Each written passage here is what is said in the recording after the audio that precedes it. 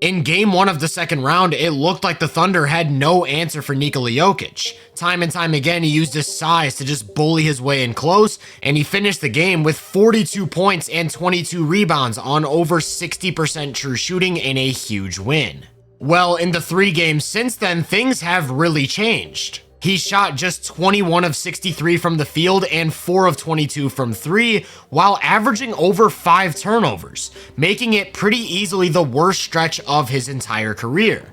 So what exactly is OKC doing as a defense to slow Jokic down, and is it safe to say they've solved his game?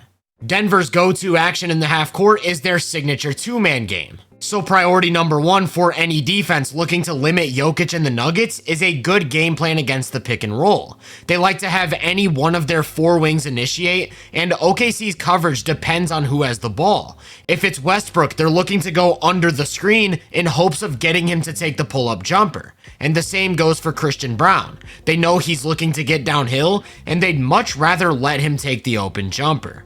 Going under screens can sometimes be dangerous because it often leaves the ball handler with space to turn the corner.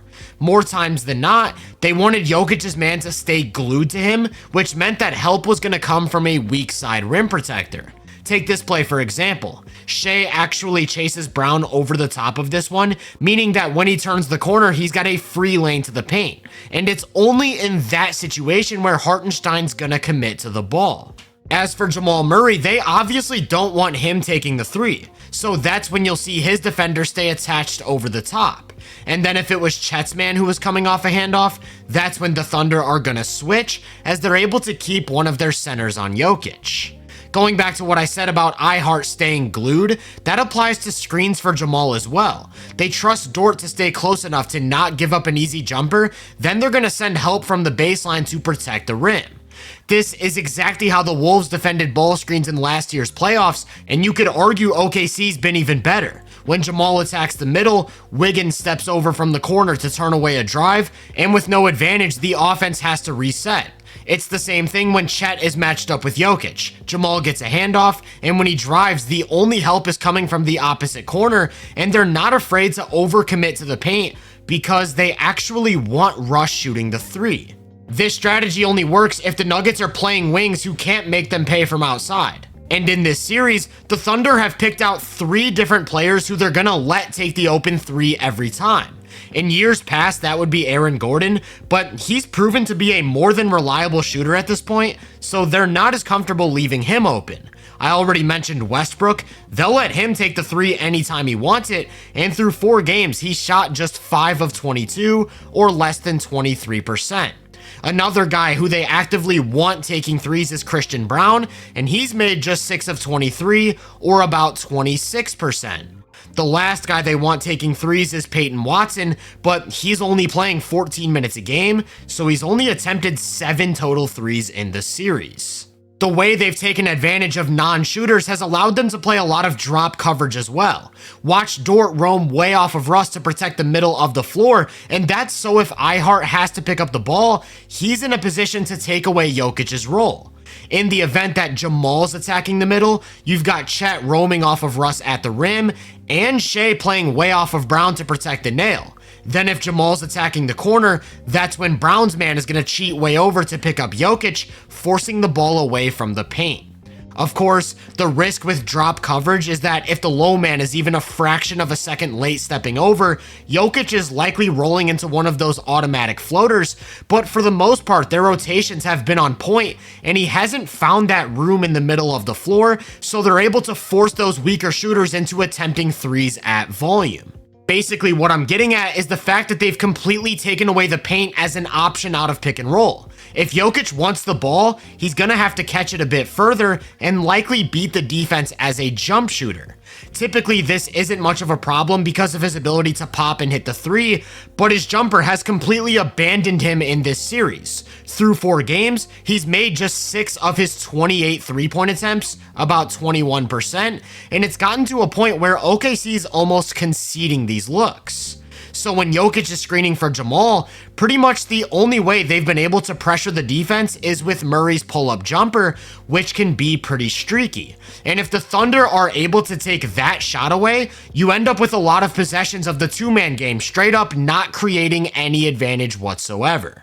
In other words, the Nuggets had to pivot and find a different go-to action. One that they like to go to quite a bit is an inverted pick and roll with Jokic coming off a screen from a guard. And in those situations, the Thunder are typically just going to switch while continuing to send the low man over to protect the rim. Most bigs can't really navigate screens, and by switching, you're able to avoid the headache of making iHeart play in recovery. Then because a rim protector is always camped underneath the basket, you're able to avoid the typical advantages that come with a mismatch. So just like the normal pick and roll, these actions often lead to a dead end. Jokic comes off a screen, has nowhere to go, and the only option is a kick out to Russ, who can't make the defense pay. Say the Nuggets are able to force a switch and Jokic doesn't have the ball. That's when you'll see the smaller defender play incredibly physical and work as hard as they possibly can to not let him establish post position, completely denying the touch. Because they've always got help behind the play, these wings can get really aggressive. Jokic has Wiggins sealed, and he completely sells out to the entry pass, knowing that even if he doesn't get it, both Dort and iHeart are there to pick up. Here's another example. Caruso's fighting Jokic for position on the block, and when Joker's finally able to get a touch, the low man immediately steps over to swarm him while everyone else rotates to protect the rim. There was a real similar play in the first quarter of Game 4. Caruso's working to not let Jokic catch the ball in the middle of the floor, and Jamal has to get to a different spot to create a passing angle, only for Jokic to immediately get swarmed and throw up a tough shot.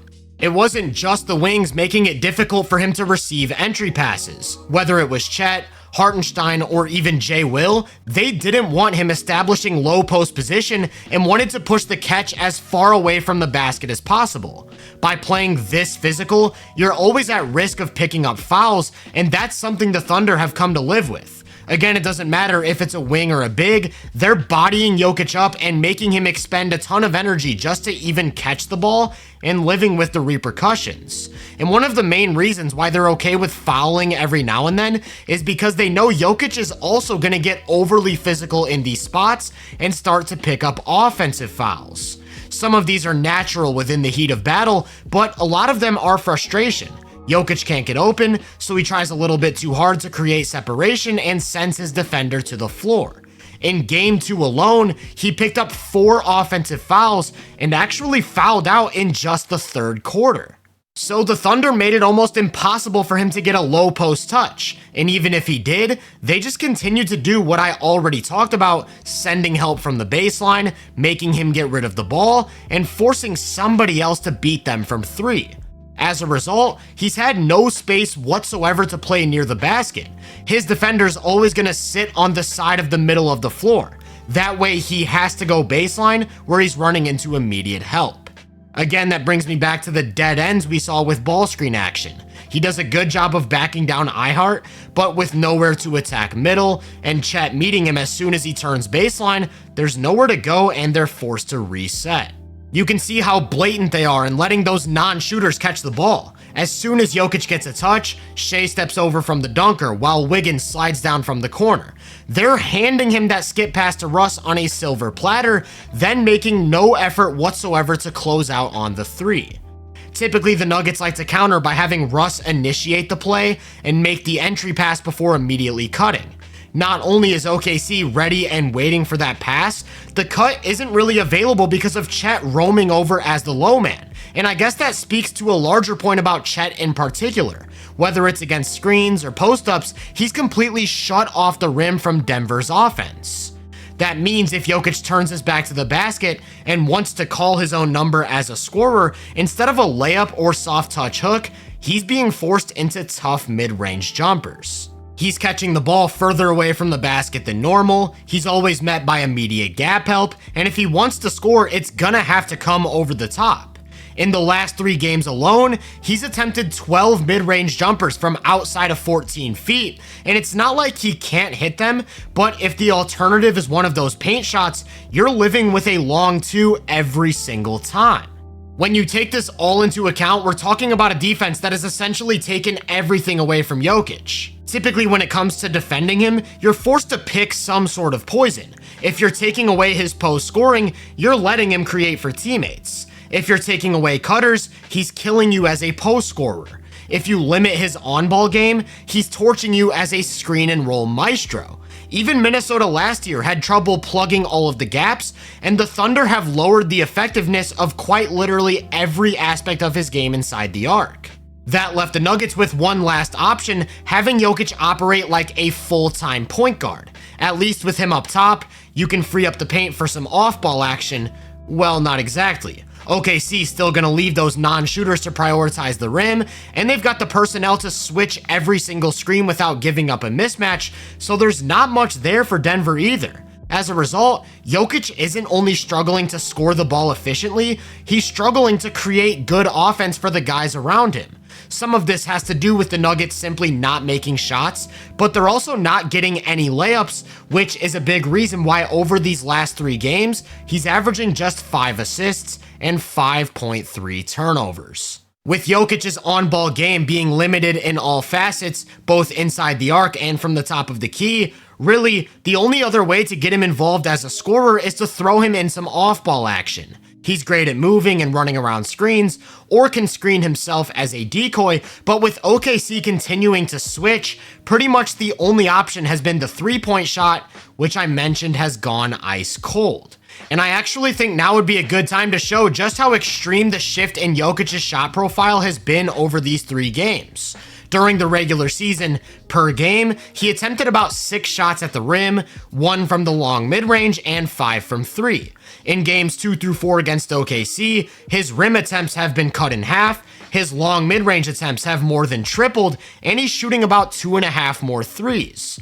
Even more extreme is the accuracy though. He's shooting 16% worse at the rim, 21% worse on long twos, and 24% worse from 3. As a result, he's gone from a true shooting percentage of 66.4 to just 43.2.